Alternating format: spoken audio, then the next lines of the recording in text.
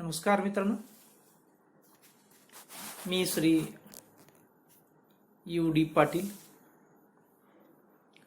सहाय्यक प्राध्यापक, भूगोल विभाग, कला वाणिज्य विज्ञान महाविद्यालय पलूस आपलं स्वागत करीत आहे. BA भाग 1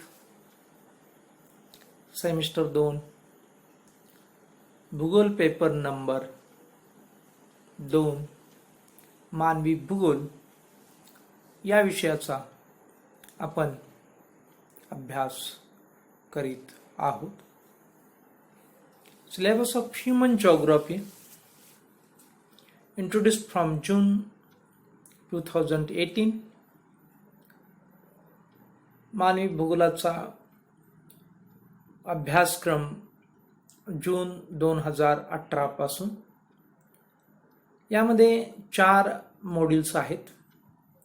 मॉड्यूल फर्स्ट ह्यूमन जिओग्राफी मानवी भूगोल, मॉड्यूल सेकंड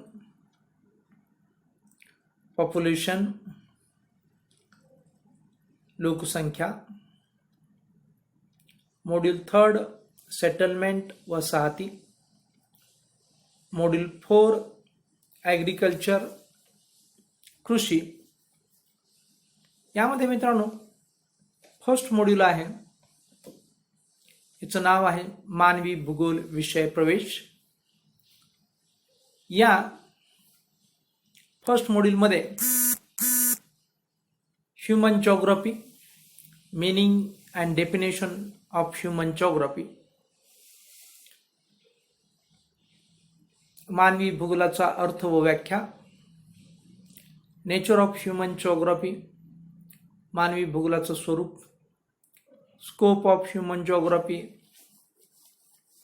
मानवी भूगोलाचं व्याप्ती, ब्रँचेस ऑफ ह्यूमन जिओग्राफी, मानवी भूगोलाच्या शाखा, इम्पॉर्टन्स ऑफ ह्यूमन जिओग्राफी, मानवी भूगोलाचं महत्त्व. हे आपण पहिल्या चॅप्टरमध्ये अभ्यासत आहोत. आणि यामध्ये आपण भूगोल म्हणजे काय, इरॅटोस्थेनिसनं ही जिओग्राफी ही संज्ञा ग्रीक भाषेपासून घेतलेली आहे आणि या संज्ञेचा अर्थ Jio means earth, ग्राफिया means study. जिओग्राफीचा मग अर्थ होतो डिस्क्रिप्शन ऑफ द अर्थ आणि स्टडी ऑफ द अर्थ, म्हणजे पृथ्वीचं वर्णन करणारं शास्त्र म्हणजे भूगोल किंवा पृथ्वीचा अभ्यास करणारं शास्त्र म्हणजे भूगोल. अशा प्रकारे भूगोलाची आपण व्याख्या या ठिकाणी केलेली आहे. त्यानंतर मित्रांनो भूगोल म्हणजे काय आणि भूगोलाचं स्वरूप आपण पाहिलं. त्यामध्ये मित्रांनो प्राकृतिक भूगोल व मानवी भूगोल ह्या भूगोलाच्या 2 प्रमुख शाखा आपण अभ्यासल्या. त्यामध्ये अजैविक भूगोल आणि जैविक भूगोल आणि मानवी भूगोल ही शाखा आपण अभ्यासल्या. अजैविक भूगोलामधील काही शाखा, जैविक भूगोलामधील काही शाखा आणि मानवी भूगोलातील काही शाखांचा आपण परिचय करून घेतला. त्यानंतर आपण मानवी भूगोलाची ऐतिहासिक पार्श्वभूमी प्राचीन काळापासून ते फ्रेडरिक रॅडझेल यांना आधुनिक मानवी भूगोलाचे जनक म्हणून ओळखतात इथपर्यंतचा भाग आपण ऐतिहासिक पार्श्वभूमीमध्ये पाहिला. त्यानंतर मित्रांनो आपण मानवी भूगोलाच्या व्याख्या पाहिल्या. त्याच्यामध्ये Ellen Semple, Huntington, White Rainer, J.G. Lebon, Jean Brunhes या सर्वांच्या, फ्रेडरिक रॅडझेल या सर्वांच्या व्याख्या आपण अभ्यासल्या. आणि त्यानंतर मित्रांनो आपण मानवी भूगोलाचं स्वरूप, एकात्मतेचे स्वरूप, परिवर्तनशील स्वरूप, गतिशील स्वरूप, परस्पर संबंधात्मक स्वरूप आणि आपण इतरही तज्ञांची जी काही स्वरूप आहेत आपण अभ्यासले. आणि पाठीमागील तासाला आपण मानवी भूगोलाची व्याप्ती किंवा क्षेत्र किंवा विषय सामग्री आपण अभ्यासत आहोत. मानवी भूगोलाच्या व्याप्तीसंबंधी काही भूगोल तज्ज्ञांनी पुढील प्रमाणे मते मांडली आहेत की मानवी भूगोलातील विषयांचे वेगवेगळे 3 भाग पडतात. यामध्ये मित्रांनो आपण मानव व त्याचे सामाजिक जीवन यावरती आपण भाष्य केलेलं आहे. मानवाचा प्राकृतिक घटकाशी असलेला संबंध यावरती आपण भाष्य केलेलं आहे. आणि आज आपल्याला सामाजिक व प्राकृतिक घटकांचा संबंध यावरती आपल्याला भाष्य करायचं आहे. मित्रांनो, वरील सर्व गोष्टी ज्या आहेत, 2 विधान आहेत, ही आपण व्यवस्थितरित्या चर्चा केलेली आहे. आजही आपण पुन्हा सामाजिक व प्राकृतिक घटकाचा संबंध यावरती आपण भाष्य करणार आहोत. सामाजिक म्हणजे समाजातील असणारा जो काही मानवी समूह आहे, या मानवी समूहाची असणारी जीवनशैली व प्राकृतिक घटकांचा संबंध या संदर्भात आपण भाष्य करणार आहोत. सर्वसाधारणपणे मानवाला, जरी तो मानव चंचल असला, जरी तो मानव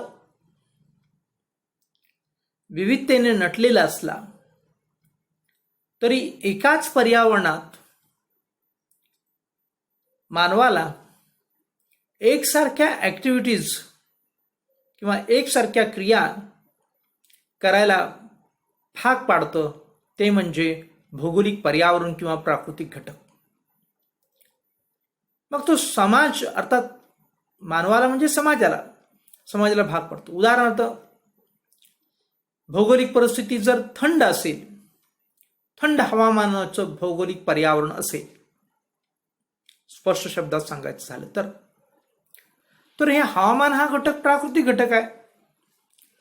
आणि या प्राकृतिक हवामान, या प्राकृतिक घटकामुळं मानव किंवा समाजाला जे काही भौगोलिक पर्यावरण लाभतं, ते हवामानाच्या रचनेनुसार लाभतं. म्हणजे हवामान जर थंड असेल तर मानवी समाज आहे, या समाजाला थंड हवेला सामोरं जाण्यासाठी आवश्यक असणारी वस्त्र प्रावधान करण्यास किंवा परिधान करण्यास भाग पाडतो ते मानवी किंवा भाग पाडतो ते प्राकृतिक घटक होय, किंवा भौगोलिक पर्यावरण मानवाला अशा प्रकारचं वर्तन करायला भाग पाडतं. मग ते सगळेजण गरम कपडे घालतील, कानटुपी घालतील, हात मोजे घालतील, कमी अधिक फरकानं सर्व मानव गरम कपडे परिधान करतील. म्हणजे सर्व समाज, पण काय म्हणतो, सर्व समाज अशा प्रकारचा पेहराव करेल, गरम कपड्यांचा पेहराव करेल. याच्या पाठीमागचं कारण प्राकृतिक घटक, हवामान हा प्राकृतिक घटक, आणि त्यामुळं भौगोलिक पर्यावरण कसं झालं, त्या हवामानाला अनुसरून, म्हणजे थंड हवामानाला अनुसरून थंड भौगोलिक पर्यावरण निर्माण झालं. आणि त्या थंड भौगोलिक पर्यावरणानुसार मग मानवाचा आहार असेल, मानवाचा विहार असेल, मानवाचा वस्त्र प्रावधान असेल, मानवाच्या निवाऱ्याची रचना असेल, हे सर्व प्राकृतिक घटकावरती किंवा भौगोलिक घटकावरती अवलंबून आहे. म्हणजेच समाज किंवा मानवी असणारा घटक किंवा मानवी समूह हा निसर्गाशी एकरूपतेनं राहतो, एकरूपतेनं वागतो, ह्याचं हे उदाहरण आहे. जरी आपण कितीतरी दरपोक्ती मारली की आपण खूप प्रगत झालोय, आपण खूप गतिशील झालोय, आपण खूप विज्ञानाच्या जोरावरती निसर्गावरती मात करू लागलोय, तरी सुद्धा खऱ्या अर्थानं मित्रांनो आपण आज सुद्धा निसर्गावरती मात केलेली नाही. या निसर्गापुढे आपल्याला नतमस्तक व्हावंच लागतं. सामान्य परिस्थितीत जरी आपण निसर्गाला दाद देत नसलो तरी जेव्हा आपल्यावरती आपत्ती कोसळतात, 8-15 दिवसापूर्वी जे वादळ आलं, त्या चक्रीवादळाला सामोरं जाण्याची मानवी विज्ञानाला धाडस झालं नाही, किंवा मानवी विज्ञान हे चक्रीवादळ थांबवू शकलं नाही, किंवा कोणतंही मानवी विज्ञान या चक्रीवादळाची दिशा बदलू शकलं नाही. तर हे सर्व निसर्गापुढे आपण हतबल आहोत याची उदाहरण आहेत. किंवा सद्य परिस्थितीत कोरोनाच्या परिस्थितीमध्ये आपण पाहतोय की किती सूक्ष्म असणाऱ्या जीवानं मानवाला रांगायला लावलेलं आहे. लॉकडाऊनमध्ये कोंडून ठेवलेला आहे. हा सर्व जो भाग आहे हा आपण पाहतो की समाज किंवा मानव आणि प्राकृतिक घटक यामध्ये प्राकृतिक घटकांचा विजय असलेला हा भाग आहे. अर्थात हा खूप मोठा विषय आहे मित्रांनो. याला आपण द्वंद्ववाद असं म्हणतो. निसर्ग श्रेष्ठ की मानव श्रेष्ठ असं आपण म्हणतो. आणि हा सुद्धा मानवी भूगोलाच्या व्याप्तीचा विषय आहे. हेही आपण या ठिकाणी लक्षात घेणं आवश्यक आहे. अशा प्रकारे अनेक बाबतीमध्ये फक्त एक दोन उदाहरणच नाही तर अनेक ज्या काही माणसाच्या ऍक्टिव्हिटीज आहेत त्या सर्व ऍक्टिव्हिटीज प्राकृतिक घटकाशी संबंधित असतात. मग अन्न असू दे, वस्त्र असू दे, निवारा असू दे, स्वच्छ हवा असू दे, स्वच्छ पाणी असू दे, मानवाचं वर्तन असू दे, किंवा मानवाच्या शरीराची ठेवण असू दे, या सर्व गोष्टी आणि निसर्ग किंवा प्राकृतिक घटक किंवा नैसर्गिक घटक किंवा भौगोलिक घटक यांचा घनिष्ठ संबंध असतो मित्रांनो. आणि हे सर्व गोष्टी ही मानवी भूगोलाच्या व्याप्तीचे विषय आहे. अशा प्रकारे आपण मानवी भूगोलाच्या व्याप्ती संबंधी काही भूगोल तज्ञांनी जी काही वेगवेगळे 3 भाग पाडलेले आहेत त्या 3 भागांचा आपण या ठिकाणी उहापोह किंवा चर्चा केलेली आहे. तर वरील विषयाच्या अनुषंगाने काही शास्त्रज्ञांनी मानवी भूगोलाच्या विषय सामग्री संबंधी आपली मते पुढील प्रमाणे सांगितली आहेत. आता काय मत आहेत वेगवेगळ्या तज्ञांची आपण पाहूया.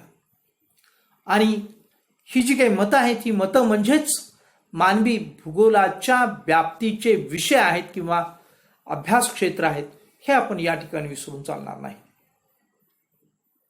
विडाल डी ला ब्लास या भूगोल तज्ञानं मानवी भूगोलाची 5 विभागात विभागणी केलेली आहे. या तज्ञानं मानवी भूगोलाचं जे काही क्षेत्र आहे किंवा विषय सामग्री आहे हे 5 विषयामध्ये विभागलेली आहे असं म्हटलं तरी चालेल. त्याच्यामध्ये पहिला आहे लोकसंख्या, दुसरा आहे मानवाचे सांस्कृतिक जीवन, तिसरा आहे वाहतूक, चौथा आहे पर्यटन, 5वा आहे मानवी जाती व शहरे. या ठिकाणी मित्रांनो आपल्याला विडाल डी ला ब्लास यांनी मानवी भूगोलाच्या जी काही व्याप्ती आहे किंवा विषय सामग्री आहे किंवा क्षेत्र आहे याची 5 विभागात विभागणी केलेली आहे. त्यामध्ये पहिला आहे तो लोकसंख्या. लोकसंख्येच्या अभ्यासामध्ये मित्रांनो लोकसंख्येची वाढ लोकसंख्येच्या वाढीचे जे काही घटक, मग तो जन्मदर असेल, मृत्यूदर असेल किंवा नैसर्गिक घटक असतील की जे लोकसंख्येच्या वाढीस पोषक असतात किंवा लोकसंख्येच्या वाढीस प्रतिकूल असतात, या सर्व गोष्टींचा अभ्यास या लोकसंख्येच्या वाढीमध्ये आणि लोकसंख्येच्या वाढीवर परिणाम करणाऱ्या घटकामध्ये केला जातो. याचबरोबर मित्रांनो, लोकसंख्येच्या अभ्यासामध्ये लोकसंख्येतील बदल याचाही अभ्यास केला जातो. बदलास असणारे जे काही कारणीभूत असणारे घटक किंवा 3 महत्त्वपूर्ण विभाग बदलास कारणीभूत ठरतात. त्याच्यामध्ये जन्म आहे, मृत्यू आहे आणि स्थलांतर आहे. यामुळं लोकसंख्येमध्ये आपल्याला बदल घडून आलेले पाहायला मिळतात. याशिवाय लोकसंख्या धोरण असतं. या धोरणासंदर्भात जगातील वेगवेगळ्या देशांचं वेगवेगळं असं धोरण आपल्याला पाहायला मिळतं. ज्या देशामध्ये लोकसंख्या अत्यंत कमी आहे अशा देशामध्ये त्या ठिकाणचं सरकार आपल्याला किंवा त्या ठिकाणच्या जनतेला लोकसंख्या वाढीस चालना देणारं किंवा प्रोत्साहन देणारं वातावरण निर्माण करतात. तर आपल्यासारख्या देशामध्ये प्रचंड असणारा जो काही देश, लोकसंख्येनं गर्दी असणारा, दाटी असणारा असा हा भारत देशासारखा जे काही देश असतो आणि त्या ठिकाणचं जे काही सरकार असतं हे काय करतं, लोकसंख्या नियंत्रणाचं धोरण राबवतं. असं जगाच्या कानाकोपऱ्यामध्ये लोकसंख्येच्या धोरणामध्ये वेगवेगळ्या प्रकारची धोरणं असलेली आपल्याला पाहायला मिळतात. याशिवाय मित्रांनो, इतरही लोकसंख्येतील जी काही पैलू आहेत हे पैलूंचा अभ्यास या लोकसंख्या शास्त्रामध्ये केला जातो. आणि या लोकसंख्या शास्त्रामध्ये जातीनुसार किंवा धर्मानुसार किंवा आपण आर्थिक निकषानुसार लोकसंख्याचं विभाजन आपल्याला पाहायला मिळतं. आणि हा सर्व मानवी भूगोलाच्या अभ्यासाचे विषय आहेत. हे या ठिकाणी आपण लक्षात घेणं आवश्यक आहे. लोकसंख्येच्या संदर्भात लोकसंख्येच्या वाढीचे जे काही सिद्धांत आहेत याचाही अभ्यास केला जातो. हे सिद्धांत भूतकाळातील लोकसंख्येच्या संदर्भात अभ्यासले जातात, वर्तमान काळातील लोकसंख्येच्या संदर्भातही अभ्यासले जातात आणि भविष्यकाळात या असणाऱ्या सिद्धांतानुसार भविष्यकाळातील लोकसंख्येची जी काही रचना असेल ही रचना सुद्धा आपल्याला या लोकसंख्येच्या सिद्धांतानुसार समजून येते. लोकसंख्येच्या रचनेवरून सुद्धा लोकसंख्येचा अभ्यास होतो. त्यामध्ये बालकांचा अभ्यास, प्रौढांचा अभ्यास, वृद्धांचा अभ्यास किंवा लिंग गुणोत्तरानुसार रचना, प्रत्येक वयोगटामध्ये स्त्री आणि पुरुष, जसे की बालकांमध्ये स्त्री आणि पुरुष, प्रौढांच्यामध्ये स्त्री आणि पुरुष, वृद्धांच्यामध्ये स्त्री आणि पुरुष, याला मित्रांनो आपण काय म्हणतो की लोकसंख्येची रचना असं म्हणतो. या रचनेनुसार तयार होणारे जे काही स्तंभ हे सर्व मानवी भूगोलाच्या व्याप्तीचे विषय आहेत. हे या ठिकाणी आपल्याला सांगण्याचा प्रयत्न मी करीत आहे. इतके खूप व्यापक अशी व्याप्ती आहे की आपण ऐकून कंटाळा असाल की ही व्याप्ती संपणार आहे की नाही. परंतु मित्रांनो, मी या ठिकाणी ह्या व्याप्तीतला अत्यंत संक्षिप्त भागच आपल्यास सांगत आहे. अधिक विस्तृत मी व्याप्ती आपल्याला सांगत नाही आहे, कारण आपल्याला अभ्यासक्रमासाठी जितका वेळ आवश्यक आहे तितक्या वेळात या गोष्टी आपल्याला संपवायच्या असतात. आणि म्हणून आपण संक्षिप्तमध्ये या गोष्टींची चर्चा उहापोह आपण या ठिकाणी करीत आहोत. यानंतर विडाल डी ला ब्लाश यांनी मानवी भूगोलाची जी काही विभागणी आहे ती पहिल्या गटानंतर दुसऱ्या प्रकारच्या गटामध्ये अर्थात एकूण 5 गटामध्ये केलेली आहे. तर त्यामध्ये दुसरा गट जो आहे तर मानवाचे सांस्कृतिक जीवन. आता सांस्कृतिक जीवन म्हणजे काय हे आपण या ठिकाणी समजून घेणं आवश्यक आहे. त्याला सांस्कृतिक भूदृश्य असंही म्हणतात. मित्रांनो, निसर्गात असणाऱ्या भौगोलिक घटनांच्या आधारे जसं की आपण पाहतो भूरचना, हवामान, मृदा, जलप्रणाली, याशिवाय खनिजे, वनस्पती, प्राणी या सर्व भौगोलिक घटकांच्या आधारे मानव आपलं जीवन सुकर करण्यासाठी या भौगोलिक घटकांच्या आधारे काही गोष्टी करीत असतो, काही ॲक्टिव्हिटीज करत असतो किंवा काही क्रियाकलाप करत असतो. त्या म्हणजे सांस्कृतिक जीवन होय. उदाहरणार्थ मित्रांनो, की मानव आपल्या सभोवताली असणाऱ्या जी काही भूरचना आहे या भूरचनेमध्ये विशेषतः उंच पर्वतीय शिखरावरती आज आपल्याला मानवानं पर्यटन क्षेत्र निर्माण केलेली पाहायला मिळतात. आणि ही पर्यटन क्षेत्र जी आहेत जसं की महाबळेश्वर आहे, कुलू मनाली आहे, उटी आहे, सिमला आहे, दार्जिलिंग आहे, लोणावळा आहे, या सर्व थंड हवेच्या ठिकाणांची मी नावं घेतली. या ठिकाणी मानवानं आपलं स्वतःचं असं एक ॲक्टिव्हिटीज उभा केली आणि ती म्हणजे पर्यटन. हा चौथा भाग आहेच, परंतु या ठिकाणी मी सांस्कृतिक जीवनाचं उदाहरण सांगतोय. तर हे आर्थिक सांस्कृतिक जीवन झालं.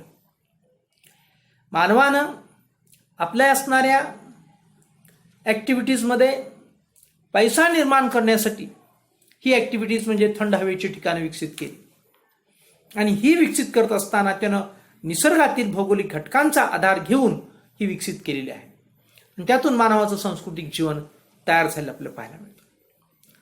मानवाचे असणारे कपडे असतील, चालीरीती असतील, रूढी परंपरा असतील, आहार असेल, आहार म्हणजे अर्थात आहार घेण्याच्या पद्धती, आहार बनवण्याच्या पद्धती, या सर्व गोष्टींचा समावेश मित्रांनो सांस्कृतिक जीवनामध्ये होईल. तुम्ही म्हणाल की मग वस्त्र प्रावधान हे काही सांस्कृतिक जीवन झालं? निश्चितपणे सांस्कृतिक जीवन झालं. वस्त्राशिवायचा मानव म्हणजे मित्रांनो ते प्राकृतिक जीवन झालं. वस्त्र धारण केलेलं जीवन म्हणजे सांस्कृतिक जीवन झालं. म्हणून हे सर्व मानवाचे सांस्कृतिक जीवन आहे. वस्त्र असेल, निवारा असेल, निसर्गात राहणारा, कपड्याशिवाय राहणारा मानवाचं जीवन हे प्राकृतिक जीवन होय, नैसर्गिक जीवन होय, मानवी नैसर्गिक जीवन होय, मानवी प्राकृतिक जीवन होय. परंतु त्यानं जेव्हा तो कपड्याचा आधार घेतो, जेव्हा तो निवाऱ्याचा आधार घेतो किंवा आधार घेतो म्हणण्यापेक्षा त्यानं कपड्याचा स्वतःच्या बुद्धीच्या जोरावरती विकास केला किंवा कपडे धारण करण्याचं त्यानं आपल्या बुद्धीच्या जोरावरती निश्चित केलं असं म्हणूया. किंवा त्यानं आपलं स्वतःचं संरक्षण करण्यासाठी आपला स्वतःचा निवारा तयार केला. भले तो असणाऱ्या सभोवतालच्या भौगोलिक घटकांचा आधार घेऊन तयार केलेला असे ना, परंतु त्याला आपण त्या कपड्यांना, त्या असणाऱ्या निवाऱ्याला आपण सांस्कृतिक जीवन असं म्हणतो. आहार, फक्त आहार निसर्गामध्ये कसा होता? निसर्गत आहार, फळे, कंदमुळे अशा स्वरूपात होता. परंतु त्यानं तो आहार आपल्या पद्धतीनं म्हणजेच भाकरी बनवून, चपाती बनवून, पुरी बनवून किंवा अनेक पदार्थ, खाण्याचे वेगवेगळे पदार्थांची नावं आपण पाहतो की या सर्व पदार्थांची नावं घेतल्यानंतर आपल्याही जिवेला पाणी सुटेल अशा प्रकारचं आपल्याला चित्र निश्चितपणे आपल्या डोळ्यासमोर येईल. असे अनेक पदार्थ आपण पाहतो. हे सर्व पदार्थ आपण आपल्या शैलीनुसार, आपल्या बुद्धिमत्तेनुसार, निसर्गातील भौगोलिक घटकांच्या साह्यानं हा मानव आपलं सांस्कृतिक जीवन करत असतो.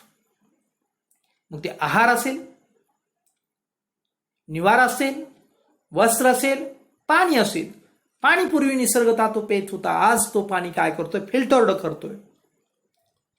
हे सांस्कृतिक जीवन आहे. ग्लासमधून पाणी पितोय, चावीमधून पाणी पितोय, सेन्सरची चावी बसवली आहे. हे मानवाचे सांस्कृतिक जीवन आहे. तर सांस्कृतिक जीवनाचा हा भाग आहे. मनोरंजन सांस्कृतिक जीवनाचा भाग आहे.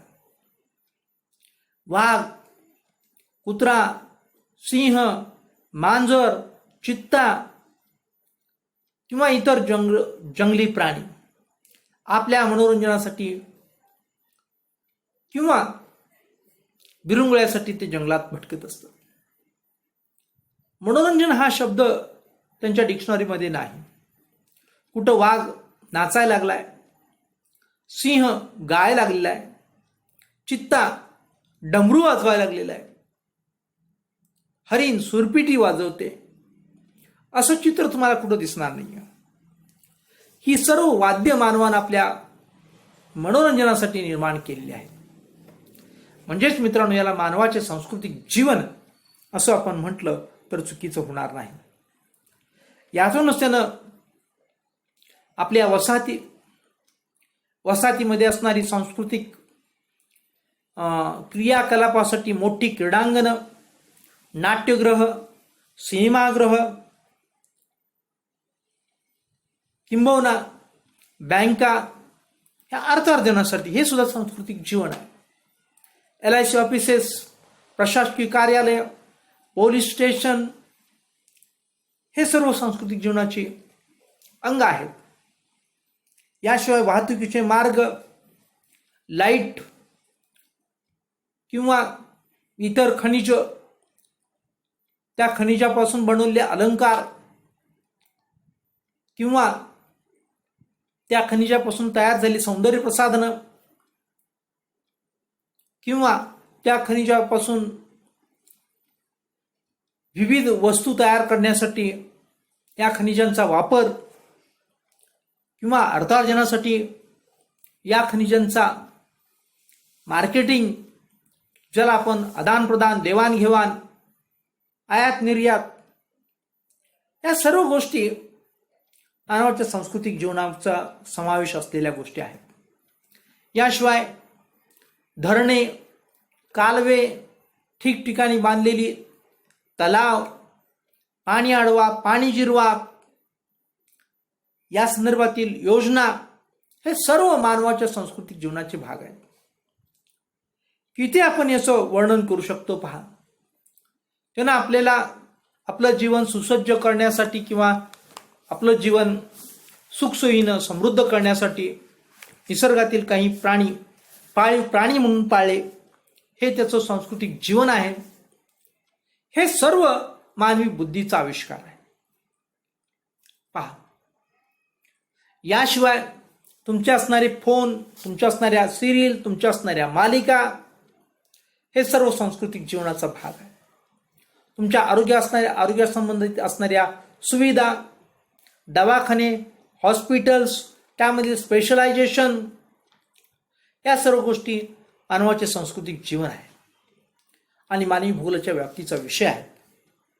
याशिवाय स्पेशलायझेशनमध्ये आपल्याला मार्केटिंगमध्ये झालेलं स्पेशलायझेशन, मग ते सराफ कट्टा म्हणजे फक्त सोन्या चांदीचे दागिने किंवा आपल्याला सौंदर्य प्रसाधने मिळण्याची एक बाजारपेठ, तसंच मग ज्याला ग्रोसरी म्हणतो किंवा आपण ज्याला माल म्हणतो ते मिळण्याची एक बाजारपेठ, भाजीपाला मिळण्याची एक स्वतंत्र बाजारपेठ, कापड मिळण्याची स्वतंत्र कापडपेठ, अशा हे स्पेशलायझेशन. जसं दवाखान्यामध्ये स्पेशलायझेशन, तसं हे सर्व मानवी सांस्कृतिक जीवनाची उदाहरण आहेत आणि या सर्व गोष्टींचा समावेश मित्रांनो मानवी भूगोलाच्या व्याप्तीमध्ये होतो. असं जर आपण पाहिलं तर मानवाचं जे काही सांस्कृतिक जीवन आहे हे सांस्कृतिक जीवन अनेक गोष्टीनं खचाखच भरलेलं आहे. मग मानवाचं असणारं साहित्य असेल, त्या साहित्यामध्ये काही काल्पनिक साहित्य, काही ऐतिहासिक साहित्य, काही पौराणिक साहित्य, या सर्व गोष्टींचा समावेश त्याच्यामध्ये होईल. याशिवाय मित्रांनो सांस्कृतिक जीवनामध्ये मानवाचं असणारी जी काही एज्युकेशन पॅटर्न, त्यामध्ये मित्रांनो अगदी KG पासून म्हणजे बालवाडीपासून ते PG पर्यंत म्हणजेच पोस्ट ग्रॅज्युएशनपर्यंत विविध प्रकारचं शिक्षण, मग काही शिक्षण व्यावसायिक शिक्षण, काही कला शाखेतील शिक्षण, काही वाणिज्य शाखेतील शिक्षण, काही विज्ञान शाखेतील शिक्षण आणि त्या संदर्भातील इतर कोर्सेस, या सर्व गोष्टी शिक्षण प्रणालीमध्ये येतील आणि हे सर्व मानवाचे सांस्कृतिक जीवनाचा भाग आहे. आणि याचा अभ्यास मित्रांनो मानवी भूगोलाच्या व्याप्तीचा विषय आहे. असो विडाल डी लाब्लाश आपल्या मानवी भूगोलाच्या या 5 विभागाची वैशिष्ट्य सांगताना सांगत आहेत. याशिवाय मित्रांनो सांस्कृतिक जीवन खूप सूक्ष्म आहे आणि खूप विशाल आहे, हे तुमच्या लक्षात आलं असेल. मानवाची असणारी इतरही गोष्टी आहेत, त्या गोष्टीमध्ये सुद्धा आपण जर डोकावून पाहिलं तर निश्चितपणे मानवाच्या जे काही आर्थिक ॲक्टिव्हिटीज, मग कारखाने असतील, कच्चा माल असेल, पक्का माल असेल, त्यावरती प्रक्रिया असेल, या सर्व गोष्टी सांस्कृतिक जीवनाचा भाग आहे. ॲटो इंडस्ट्रीज असतील, सांस्कृतिक जीवनाचा भाग आहे. मित्रांनो हे न संपणार असं शास्त्र आहे, खूप व्यापक, बहुआयामी असं असणारं हे शास्त्र, याची असणारी विशाल व्याप्ती ही या ठिकाणी आपण अभ्यासत आहोत. या ठिकाणी मित्रांनो आपल्याला थांबणं थोडंसं क्रमप्राप्त होतंय, कारण वेळ संपत आलेली आहे. तेव्हा विडाल डी लाब्लाश यांनी मानवी भूगोलाची जी काही 5 विभागात विभागणी केली आहे त्यापैकी आपण 2 विभाग किंवा विभागांची चर्चा, लोकसंख्या व मानवाचे सांस्कृतिक जीवन, एवढी चर्चा करून या ठिकाणी आपण थांबणार आहोत. धन्यवाद.